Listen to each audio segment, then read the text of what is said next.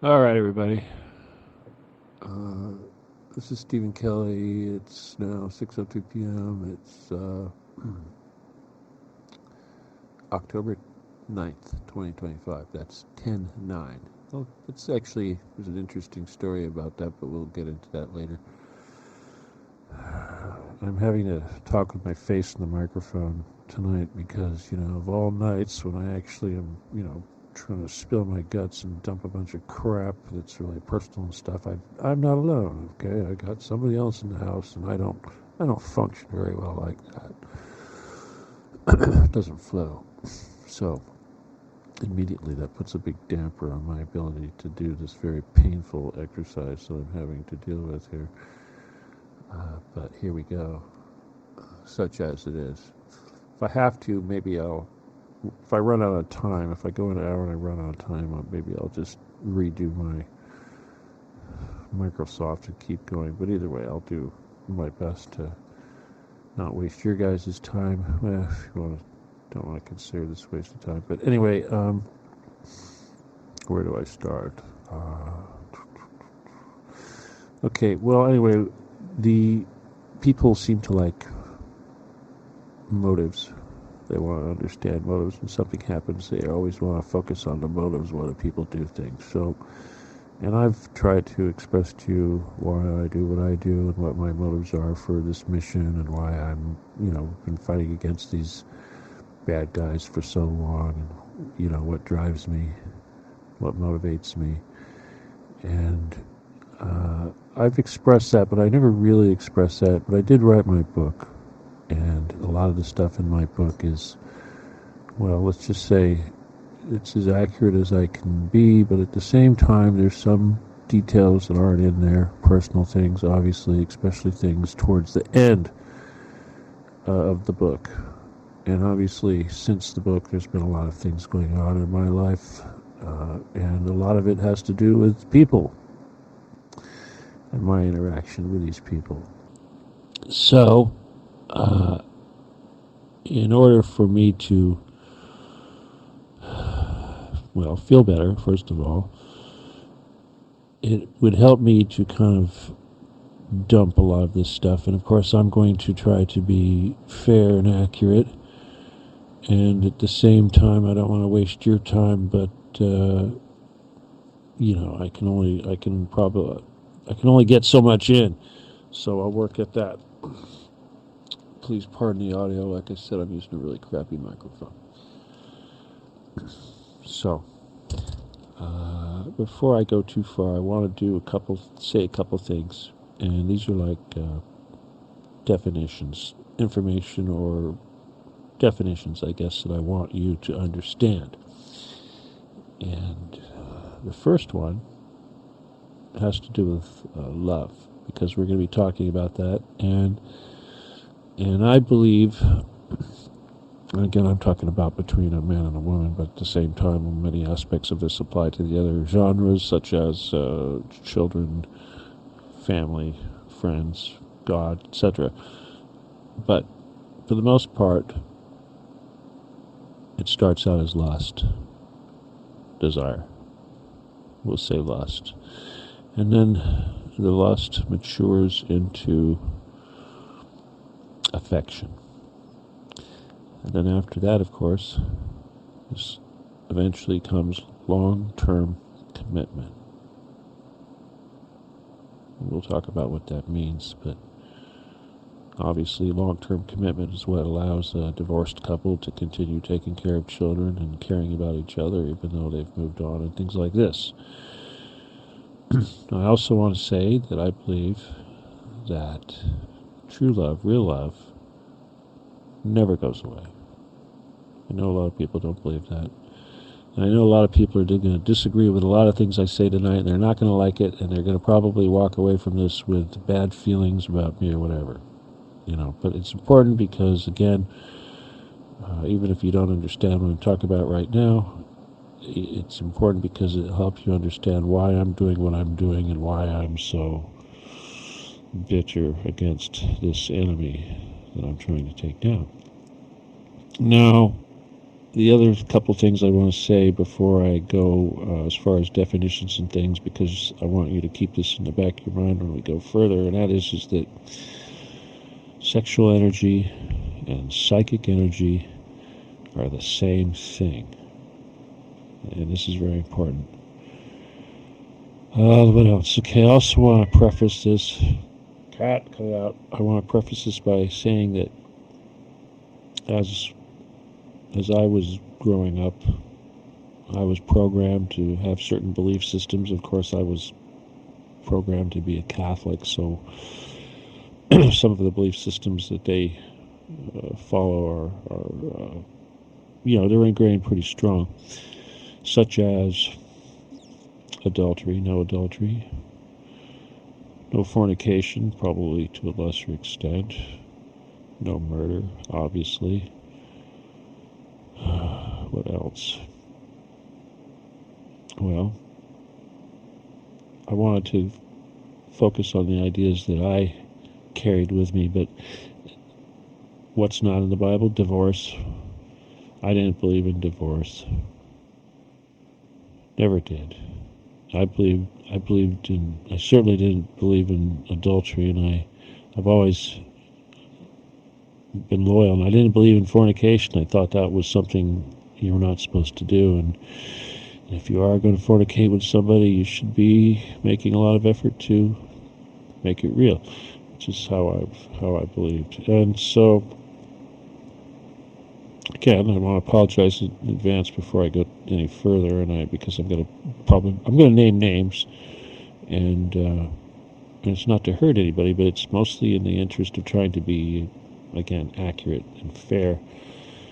But also, these people that I mentioned have a place. They've either had an important effect on me, for better or for worse. And obviously, if I'm talking about them, it's because I have love for these people, and I think that's another thing that I want to say is that you can love more than one person, and like I said, love is forever, and you can move on. You can start loving somebody else, and you can look for someone else to love, because obviously we need that lust, we need that affection, before we can even get to long-term commitment. But it doesn't mean that you stop loving the person that has left you or you've moved on from. And that's very important. And I always believe that in the relationships, of course, it's very, very bad when you have a relationship end in a bad way.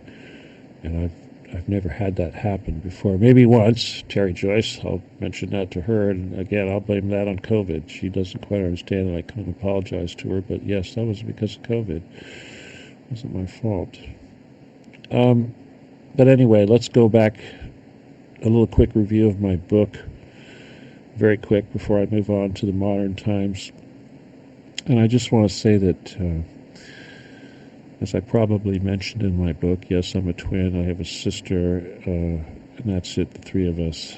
I'm born in Long Beach, which was a satanic city.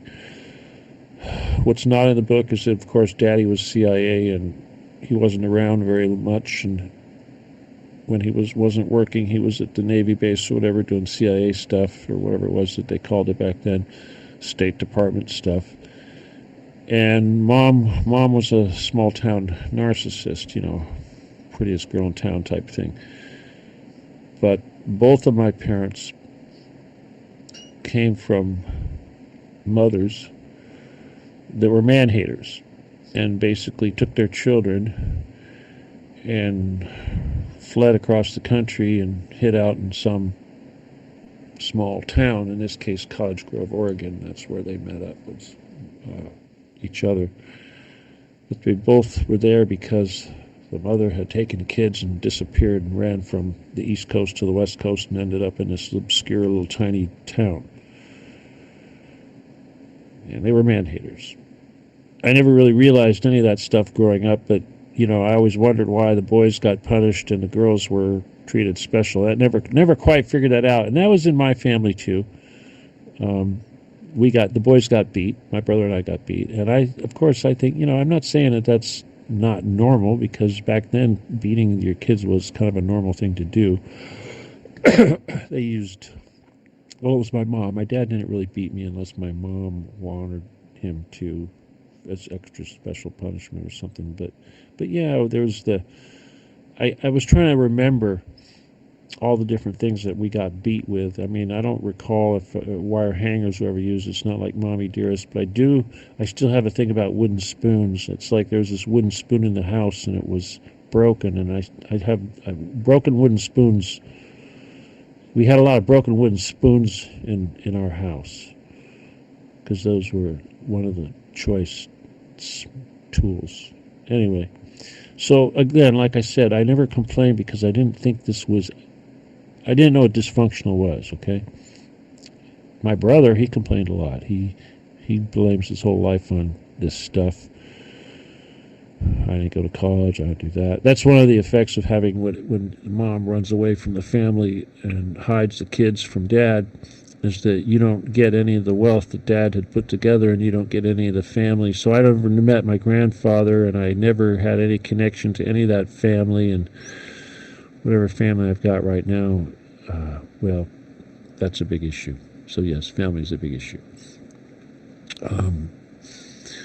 This adultery thing kind of hit me hard growing up a couple times, and I'm kind of skirting some issues now here, but I'll just say that I was a loyal husband. Okay, I didn't screw around. I didn't want anybody. I didn't want my wife doing. I didn't want to do anything that I was afraid. I didn't want my wife doing. So that was my theory. And I'll just say flat out, she did screw on me. And in retrospect, I can think back and I can realize when this happened. And I think my sixth child is not mine, although I declined to have a paternity test taken because, denial and all that, and I just don't want to know. And again, this is kind of a theme of the show tonight, because if you want to call it a show, is denial, because it's not so much denial as much as it is trying to forget or become numb to, if it's something painful. And anyway, so I put a lot of this stuff in the past, this hurt, behind me. I've been working very hard over the last however many years to try to move on. Not move on per se, but not dwell on it and not be constantly hurt by it. But anyway, so, and of course, again, this is where the mission comes in. But shush, Grace. Welcome to all the people that just joined us. Oh, we got South Africa. Hey, music. Oh, dude, Waldo, man, I swear. Let me know what's going on with Waldo. All right, anyway, guys, thanks for being here, but I haven't even gotten to the meat and potatoes yet, but let me just say this whole broken heart thing, okay, this whole love thing. You don't know what love is. I didn't know what love is. I got married early. I got married to the first girl that came along that happened to be a virgin. I was 18. She was 16. I got married at 22. She was 19 at the time.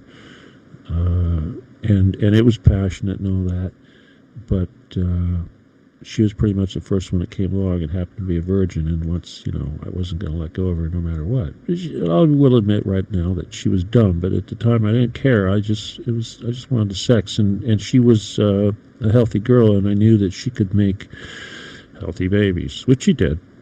All my children are really big, very big. Anyway, but all I can say is that I had a long engagement. We got married. I had plenty of opportunities to screw around, but I didn't do it because, I was doing my best. And when I got married, I promised I was going to do my best. I was going to do my best. I didn't even really know what love was or anything. I was just trying to do my best. And anyway, let's just say I was married for 22 years to her, and we had all these kids. But towards the end there, bad things happened. I'm sure she was upset with me because I was off trying to save the world and doing all that damn what stuff. And I came home, the weight of the world on my shoulders, and whatever it was I was doing, trying to save the world. and I didn't get the emotional support, and it was really bad, especially when they were trying to crush me and destroy my business, because 6 kids and a house in Orange County and paying for cash for everything was rough. And I had employees, and we didn't have cell phones and things back then. It was very expensive. But point was is that well, we lost our house the first time. I had to declare bankruptcy once, and we were in a rental house. We eventually lost that, and eventually we ended up in my shop after just getting crushed repeatedly over and over and over. But at this time, she didn't really have any choice. Well, let's just put it, what's important is before that, I think she started doing some drugs. She started doing meth. She had a girlfriend that was kind of a, low life. Anyway, but the 6th baby tested positive for speed, and it was a difficult birth, and relationship-wise, we were having difficulty anyway, and now I know why, obviously, because it wasn't my baby. But that one speed baby put the whole family in danger, because child services wanted to come and take all the kids away. And the only way I could make that stop was threaten to divorce Danelle and take the kids, which I could do, obviously, because she was the one that was in trouble, not me. And that wasn't the way it works with those guys, because they're all about destroying families, and, they hate the white man and all that sort of thing. But eventually they made her take all these programs, drug diversion, whatever, stupid stuff. But eventually the programs turned into, you're being abused, and you need to do this, and how to plan for your escape, and whatever. I mean, seriously, this is the type of thing they were feeling she was doing when she was going to these stupid things. But anyway, so that whole period of time right before she left was like I was drowning the whole time. That was my real first experience with just ridiculous real life heartbreak that just didn't stop, because I was going to lose everything. But anyway, when we lost the house and we were living in my shop, immediately she jumped on the first occasion to get Section 8, which is free housing, but she had to leave me. She wouldn't get it without leaving me, so she bailed. And so I was left alone for a good time. Okay, this was about after 22 years of marriage. I was now living in my shop for, I don't know, roughly 10 years or so. And for 3 years, it was just awful. I mean, I was like, I didn't know what to do. But one thing I did do is I did lift weights, because I figured I had to do something with all that testosterone, because I wasn't getting any. Okay, for 3 years I wasn't getting any. I had to do something. I had to have an outlet for that, and I lifted weights. And I got all ripped and stuff, because that's all I did. I was like a damn convict sitting in jail for 3 years doing nothing but lifting weights, which is exactly what I did. I did look like a damn convict there for a while, but anyway, after about 3 years of that, I finally realized that I could go online and maybe meet somebody. And, the first person I met was somebody in Northern California, and I went and had a little rendezvous with her. And, of course, I didn't know, this is the first time I'd ever been outside of somebody with my wife, like since forever. And anyway, she was used to vibrators and stuff, and it wasn't what I was expecting, okay? Anyway, all this is interesting considering this reputation I supposedly have. But, okay, so what happened after that? Okay, I met DeMarie. If you read my book, you'll know about this stuff, okay? DeMarie was a big love. She taught me a lot of stuff, but she also cheated on me, even though, and mainly because I was never going to be, I didn't have any money. She had to find somebody that had money. That was obviously, humans, right? So that was never going to go away. And whatever, didn't matter. But anyway, but the thing is, the point is that it's not until you go through that, especially if you go through it a few times, that you start to actually learn to what all this stuff is all about, this love business. And then you actually start going through all this spiritual growth. So seriously, all this heartbreak has massive, massive spiritual growth because of just the trauma. And trust me, I've cut lots of spiritual growth, unfortunately. And then after that came Andrea. Right, but somewhere in there also came Kathy. Let me see. Yeah, Kathy probably came first. This is, and I'll just say this, and I'm going to just be honest here, and I wasn't even planning on saying anything like this, but I just have to be honest, but Kathy loves me.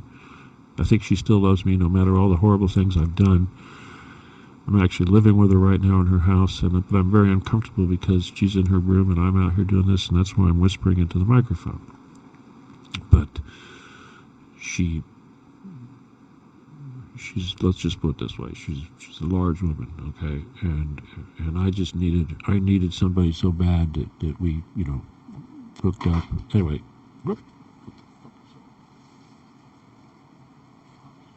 see how it isn't worrying about cats. Anyway, but that's all part of the problem anyway, and we'll get to that. But Andrea comes along, and the reason for this was mostly because I needed this lust, I needed this love thing. I need a lot of stuff, especially after you go through a heartbreak like that, you need even more. Trust me, I was 6 kids, Catholic, 22 years of marriage. My friends, I was very active. But Andrea was like a lot younger than me, 16 years younger than me, but I manifested her. And I said I wanted someone who was kind of ghetto, little Mexican girl. I wanted a cute, little, sexy Mexican girl that was kind of ghetto, that loved sex. That was all I was really asking for. I should have added more details, but I figured that this would satisfy my needs and she wouldn't be so focused on how much money I had. Of course, that's not true. They're never not focused on how much money you have. And I could get what I needed. And anyway, almost immediately she appeared out of nowhere, basically through the internet, said, "Hey, I'm so-and-so, here's my phone number." And I'm like, holy crap.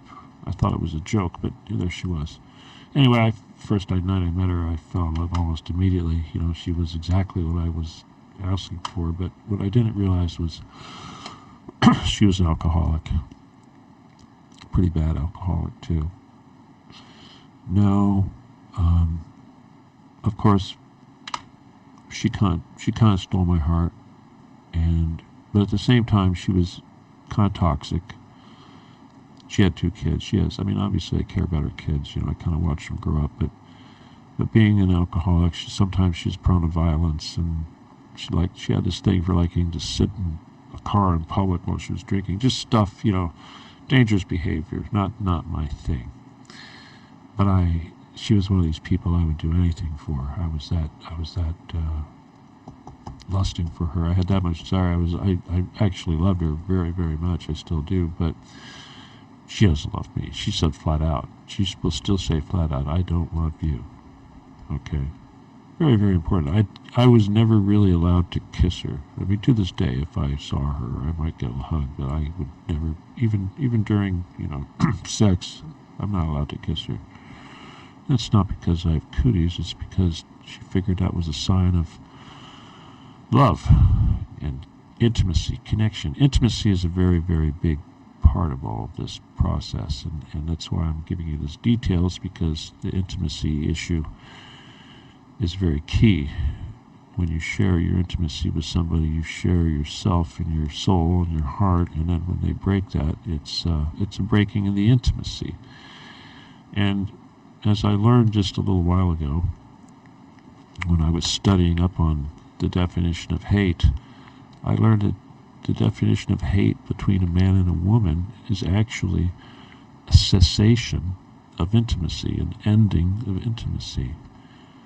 So I think that as long as there's some hope, there's still hope that you can have intimacy with that person, you still maintain your love. Like my wife, obviously she's long gone and I have that long-term thing, but there's always hope that we'll get back together. Andrea, it's like, as long as I'm living, I'm thinking, well, there's always hope I'll see her again someday, and stuff like that, or whoever, but when that bridge is burned for whatever reason, and somebody does it in such a way that is painful, then that's where that hate stuff comes from. But we learn these things. But I also believe that hate is just being less than loving. There's really no such thing. It's like evil. Evil is less than loving. But let's go on here. But anyway, let's see. So I'm in my shop, living in my shop. And after so long, Kathy's out of the picture because Andrea, you know, seriously. And eventually she moves in with me. Those were 2 incredible weeks. Trust me, those were 2 weeks that I will probably never forget. But at the same time, there was lots of alcohol and mayhem, obviously. At the end there, when there was no money, of course there was no money, obviously. I was slowly being smothered to death in that respect. I couldn't keep her in Bud Lights, and things went icky, things went bad. And one night, or I should say one morning after a night where she didn't get what she needed, the next morning was really awful. And bad things happened. She ran outside with her bra, and neighbors saw this. Next thing you know, the police are being called, and I go outside, and there's, 6 police cars parked out front. And they had wanted to get me anyway. Okay, obviously, it's, they were after me for a long time. So any excuse to get me was a big deal. I actually saw a detective that was like demoted to street because he failed in a thing he did with me in the past. But anyway, point is that I got arrested for some BS. It all went away, obviously, because it was cooked up. She cooked up some stories and said I was doing all these terrible things, and I wasn't doing any of it, of course. And it all got dismissed, but didn't matter. I still had to go to jail for a little while. It takes like 5 days just to process it, especially if they pick you up on a Friday or some stupid thing. But anyway, so while I was in jail, before I went there, I tossed Andrea the key. I said, hey, make sure the animals are taken care of. I had Grace in there. I had a couple of my cats, which I obviously care very much about. Cops, obviously, they don't care about any of this stuff. So I'm, right in front of the cops, I'm saying, here, give her this key to ask her to take care of the animals. Well, anyway, while I was in jail, my family, Andrea went in there because she had some stuff. She had to get, she had clothes and stuff like that she'd been living there. She moved her stuff in. But my family, my wife, several of my kids, and my brother, Norman, and oh yeah, one of my friends, Skip. Some of you guys have heard of Skip. They looted my shop. Okay, they looted it. Anything of any value. All right. My wife, she took all the family photos and stuff that I had. I'm the photographer, of course, so I had boxes full of that stuff. And she got in my safe, and she took all the documents that I had in there, including pink slips. And so my car, I had a Fiero, 1985 Fiero in the back of the shop with 50,000 miles on it. So she had that towed away, took the pink slip and towed it away and sold it. But I don't know, that was she probably sold it for nothing, which pisses me off. My daughter stole some of my art. I had paintings. She took anything she thought was hip, my oldest daughter. My brother, who I should probably mention before I go too much further, because it's important, because he's going to come up again in the story. He's part of the reason why I'm even having this story, because he fucked me up. But anyway, he's roughly 1990 when my dad died, when all this NSA stuff started. He was going full transgender, hardcore. And he stole my dad's social security number, and he changed his name, and, got a new driver's license saying he was a female and all that sort of thing.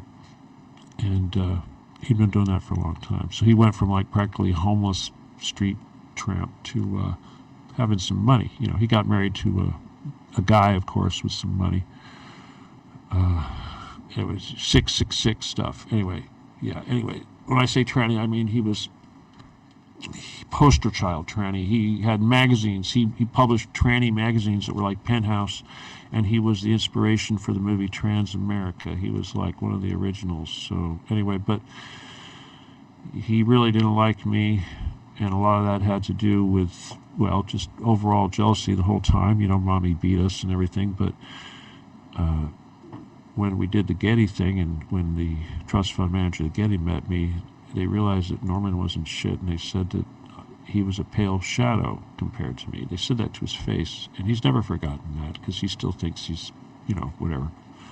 Anyway, so he took several truckloads. He had a SUV or something, a big Suburban or something. He filled the back of that Suburban up with anything that was of any value in the back of my shop. He made about 5 runs. I mean, seriously, I have a Dodge truck outside, and if I went there and tried to load up the back of that Dodge truck, I would have to make 5 runs just to get all the stuff that he took. And trust me, some of it is just completely destroyed, of course, because a lot of it he just put outside in his yard and covered it with a tarp or something, so the rats and everything have gotten into it. Like, for instance, old computers. This is about 15 years ago that all this happened, that he took this stuff. But there's other things, like, for instance, 50 ounces of fine silver. It's like, what, $40 an ounce right now. You know, stuff like that. Guns, tools, camping gear, body armor. Anything necessary for me to make my lasers. Anything from a bandsaw to a drill press to hand tools to drawings and schematics and blueprints. He took my blueprints. Oh, seriously. Anything to destroy my business, he actually did that. And he held on to it. He still got it. He still got that pile of stuff. And over the years, several people have said, "Hey, why don't you give Stephen back his stuff?" And he just absolutely refused to do it. When I tried to collect it, you know, with Kathy, went there in her truck to try to pick it up, he chased us off and threatened to call the police. He does that a lot. Threatened to call the police on me, which is crazy, considering he's using this fake social security number for 37 years now. Anyway, so my family looted me, but the worst was my brother's looting, because he made it impossible for me to make lasers after that. I mean, I was able to recover 1 truckload when I got out of jail, and I tried to grab as much as I could, you know. I mean, obviously anything that was like a gun I tried to grab. I mean, it's like a laser diode. I had $2,000 in laser diodes that I managed to get away from him, but what am I going to do with that now, right? And some parts, but all my equipment, all my tools, whatever, is gone. What really pisses me off is the body armor, because that stuff's very expensive. A shield, a ballistic shield, complete body armor with level 4 plates and everything, SWAT gear. Anyway, yada, yada, yada, yada. But the point is, I've been trying to put that away for a long time in my mind. Forget about it. Okay, so where are we? Okay, so when I get out of jail, and bear in mind, nobody wanted me to talk about this stuff. Everybody says, no, you don't want to talk about this stuff. Kathy comes along, she rescues me. But by rescue, I mean, you know, it's like rescuing an animal, right? They don't get to escape afterwards. But yeah, I was like a cat rescue type thing, I guess. But she, you know, she got me out of jail. My friends all said, Kathy, please take him. And she did. She took me in. So I owe her everything. I mean, she's been feeding me and giving me electricity and enabling me to do this mission and all this stuff. Okay. But about 2012, I was pretty depressed, of course, and just wanting to die, because obviously I was still in love with Andrea and I missed her, even though she was, you know, poisoned. And I couldn't do anything about it. You know, I'm broke, I'm stuck in this house, kind of like I am right now. And I was completely dependent, and it was very, very depressing. And I thought, you know, even though people were asking me to go public, and I had been actually doing this fight since like 1990, I realized I needed to write this book, because I needed to save the information. All right, this is my memoirs, if you will. I needed to make it have something so I didn't have to repeat the story to people every time they want to know what the hell I did in the last however many years. Made that easy. And I wanted to, at the same time, hopefully break the enemy, hurt them really bad, and at the same time possibly even kill me. I wanted to force them to kill me because I was so fucking over it all. And I thought, well, if I spill my guts completely, maybe it will bring them down, maybe it will hurt them, and maybe they'll even kill me if I'm lucky. That was my idea. Because I'm in the Can't Be Killed Club. I'm like, well, I'm going to push it. And at the same time, I'm thinking, well, maybe I can make some money, and I can actually have a life, and I can give money to Andrea. I can impress her. I can have her and all that. Remember, of course, she's completely toxic and all that. But this is what I'm thinking. I mean, seriously, I was so bad back then that I was, picking up aluminum cans just so I could buy a few beers to go hang out with her and stuff like that. That was really bad. Okay, very bad. Poor. $20 was a big deal. Joan would send me $20. I don't know if you're listening, Joan, but I'd work on her knee. I'd do healing on her knee. She'd send me $20, and it's like, oh boy, I can immediately go out and buy a $20 little bag of weed. Such was my life. Very, very depressing.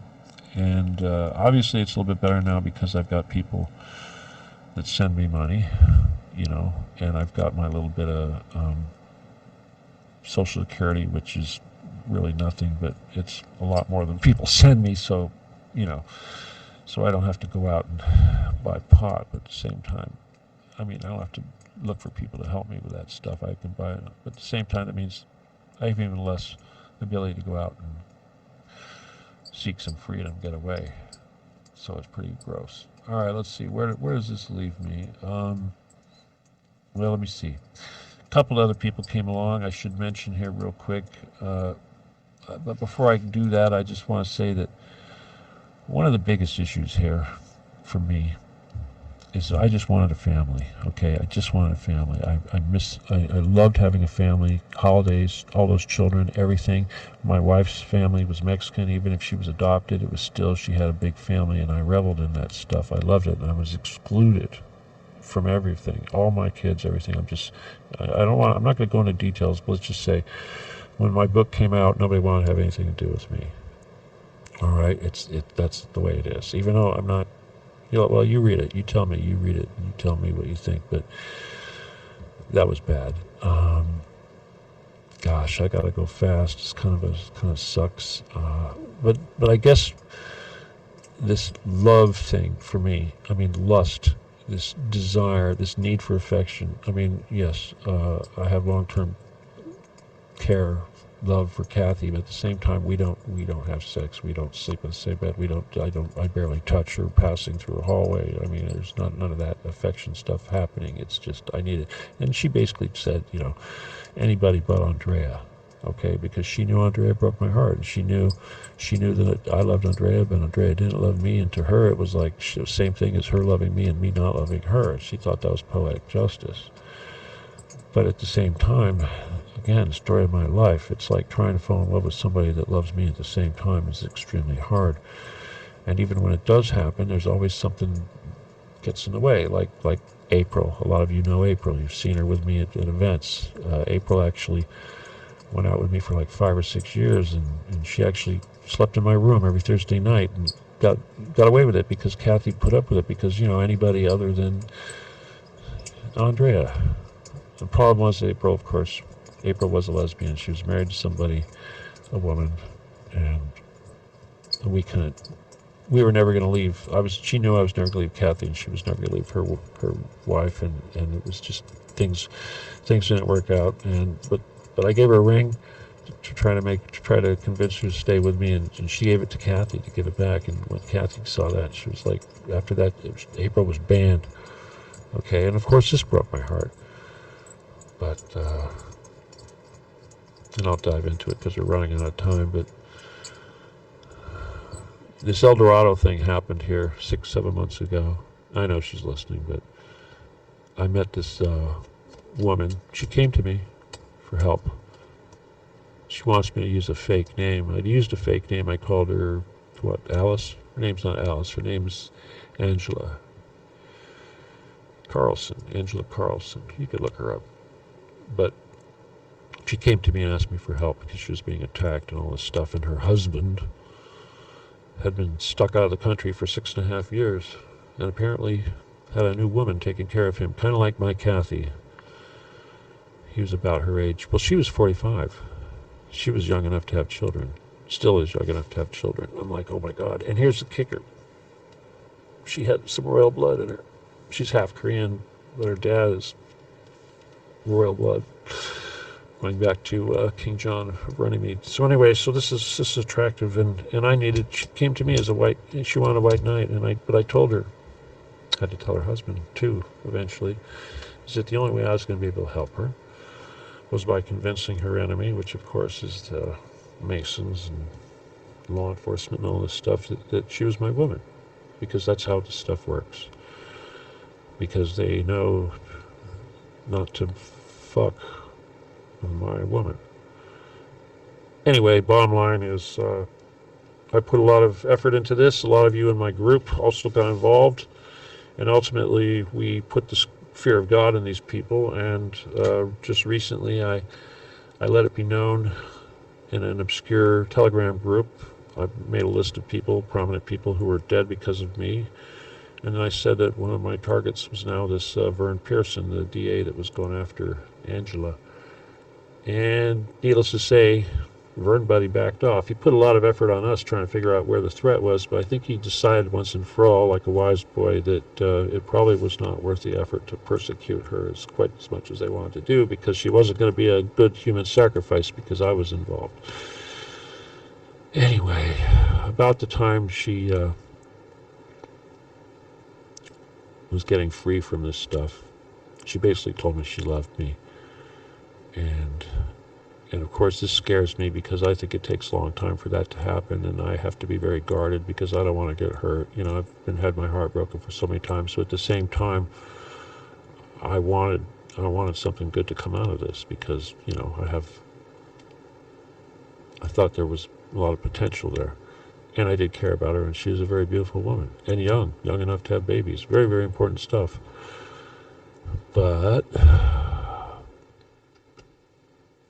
later on, I guess, she thought she didn't need me anymore because things were getting easier on her. They were talking about taking her ankle monitor off and doing some other stuff, and her husband counseled her and says, well, it looks like they're backing off. Well, anyway, this is what happened. She used to call over here, but she used to have a lot of hate. She used to say nasty things about Kathy, and every time that happened, it hurt me, and it kind of chilled my feelings. And so I didn't make a lot of effort to see her when this stuff was happening, and this, of course, made things worse. But eventually she called over the house, apparently, and Kathy picked up the phone. And I tell Kathy that Satan made her do this, but she basically told this woman about my brother. She told him his fake name, Kelley Wise. She says, why don't you go look up his brother? His name's Kelley Wise. Now, I really don't understand what her motives there were, but I suspect what they were was that she would focus on him instead of focus on me. And if she, whatever feeling she had for me, she would give to him. And of course, my brother, you know, his boyfriend died, his husband, whatever you want to call it, and he's living in a multi-million-dollar house with, you know, fancy cars and stuff. And I live in poverty with Kathy, and I didn't have the ability to see her very often, and I didn't offer a so-called future, and, you know, she wanted more and all that sort of thing. And a lot of people would say, well, that's understandable, you know, you got Kathy, blah, blah, blah. But again, the heart is involved. Well, she went to go meet my brother, and I freaked out when she told me about this, because she couldn't keep anything to herself, and I couldn't understand. It was a big deal. Nobody could figure out how in the hell did that happen, and it just totally hurt. It just crushed me all to hell, and it brought mad anxiety into my life and stress. And then the Charlie Kirk thing happened, and I know this sounds melodramatic, but the bottom line is that shit hurt me a lot. That really hurt me. That put me into a really dark place, a place with a lot of hate, and I really, really needed help. and I had no one to turn to. Obviously, I needed a woman. I needed someone that I could, get some love and affection, and hopefully lose some of that bad energy.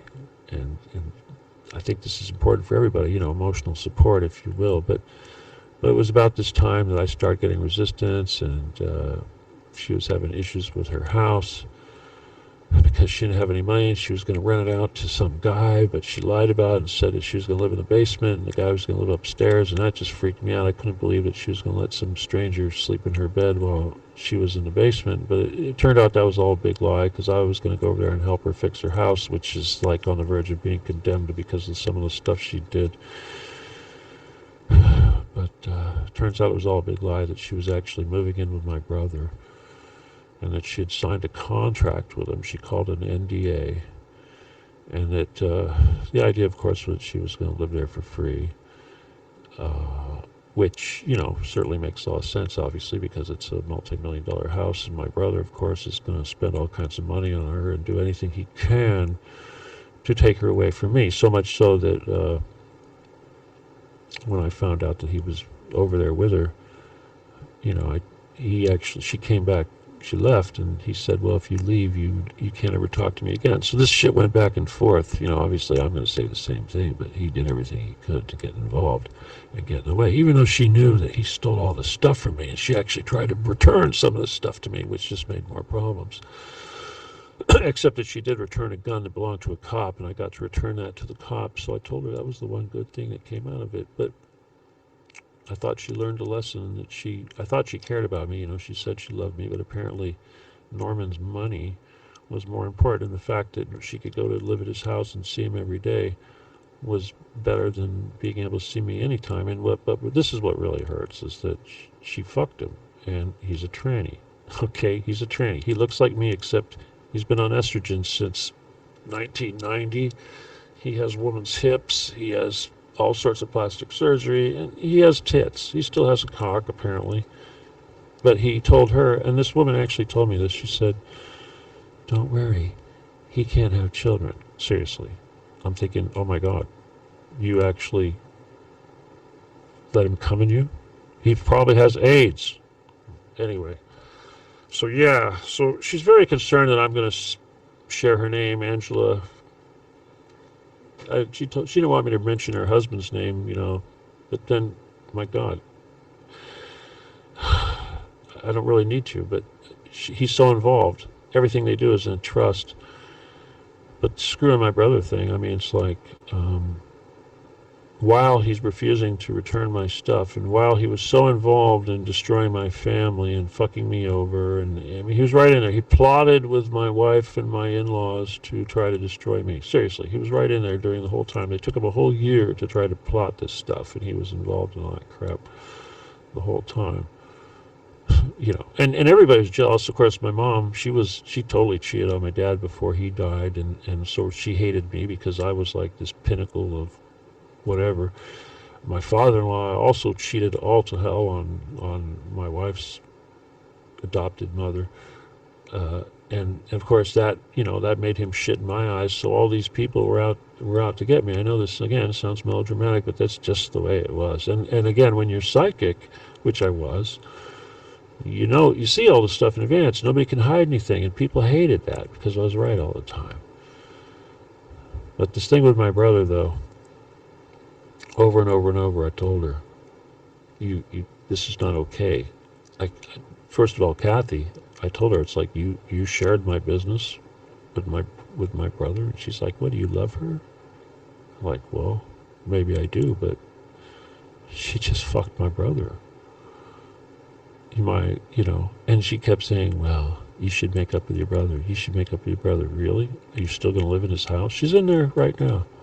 Now, to be honest with you guys, I haven't been this crazy, insane, angry since my wife left me, or since I found out that Andrea got raped by some gangbanger. It's very, very, very painful. It's hard for me to sleep.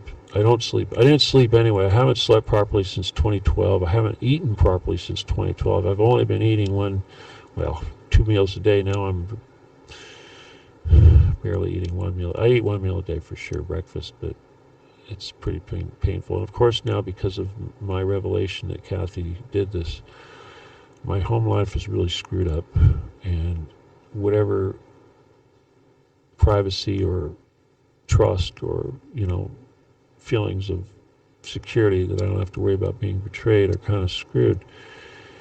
And some, maybe someone's going to say I deserve this, but at the same time, I'm not ready to die. Okay, I'm trying to do this mission, and I need what I need to do what I do. All right, it's like I said, sexual energy, psychic energy, it's the same thing. Okay, I have a lot of psychic energy. Okay, does that, make it whatever, help explain? But I can't do anything about it,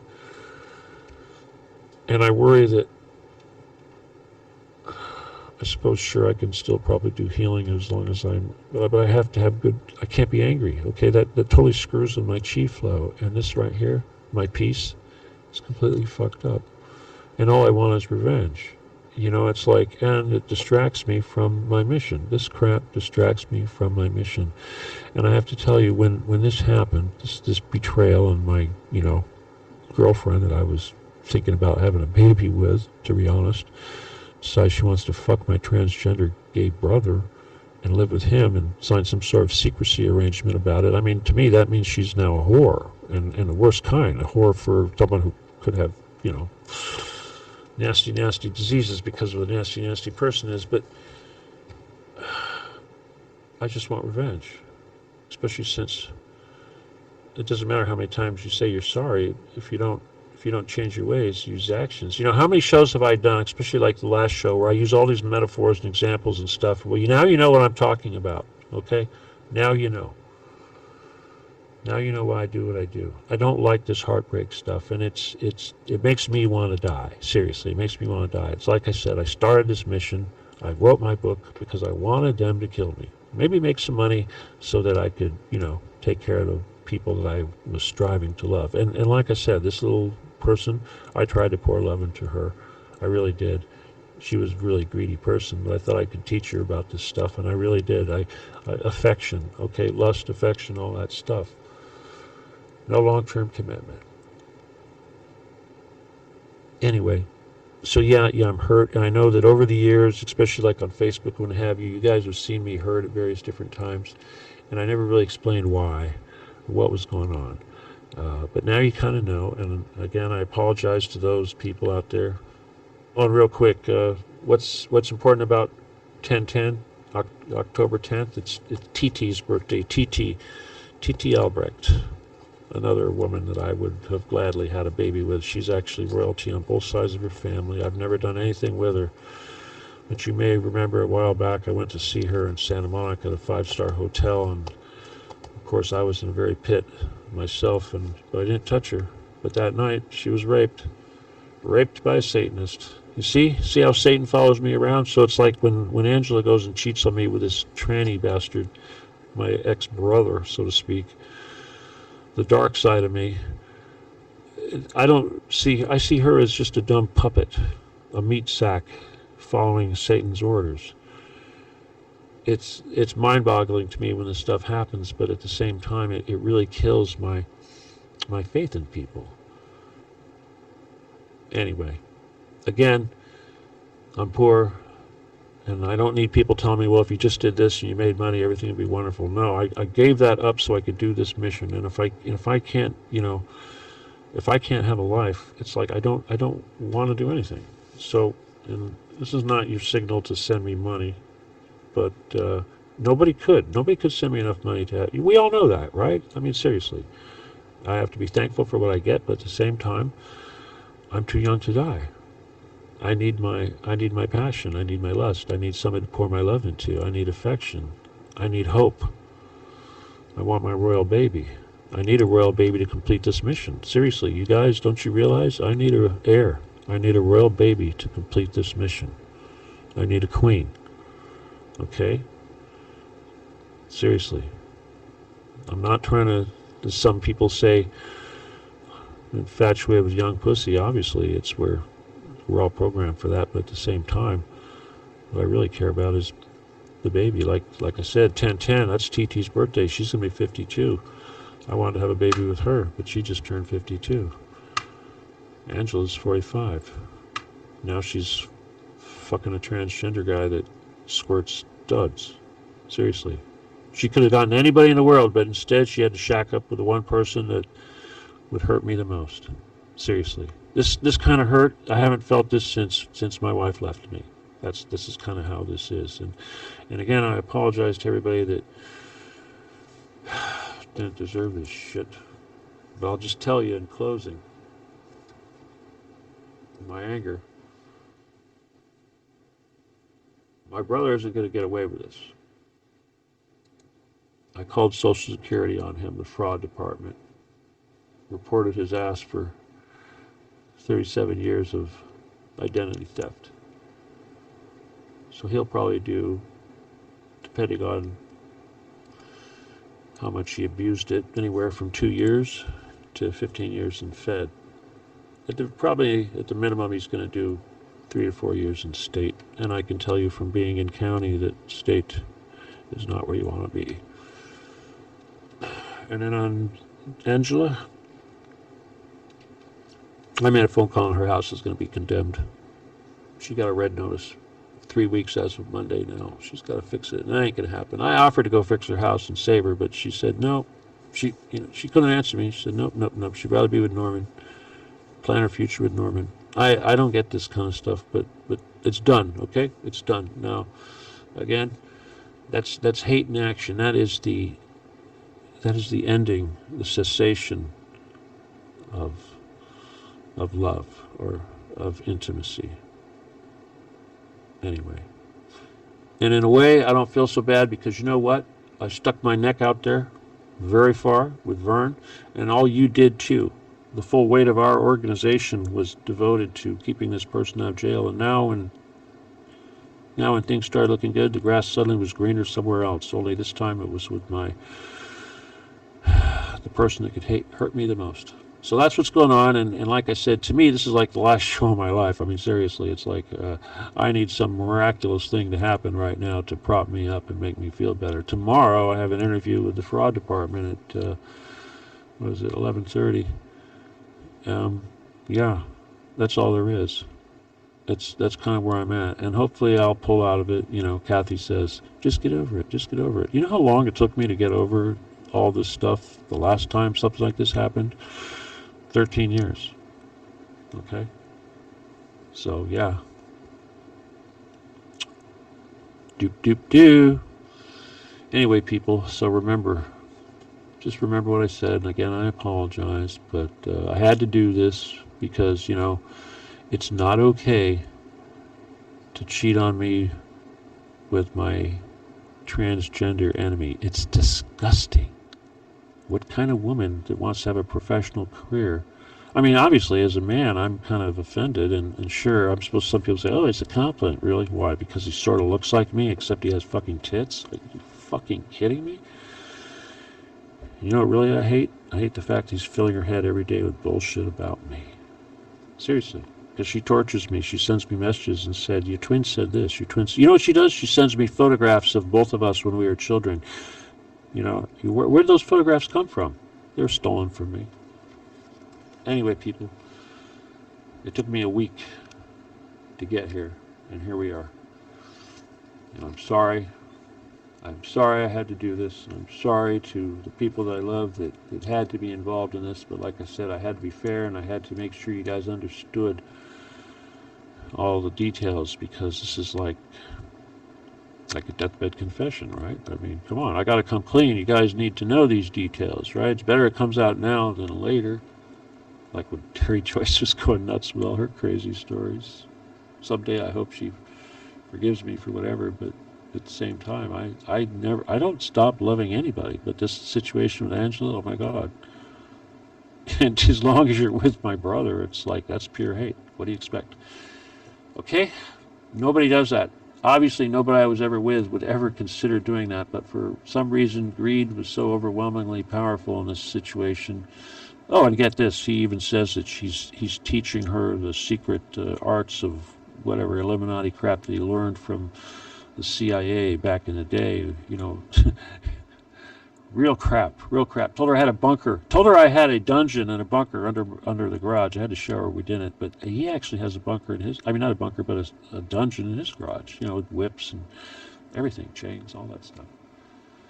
Anyway, again, I'm sickened by the whole thing, and I can only hope that I get some peace soon.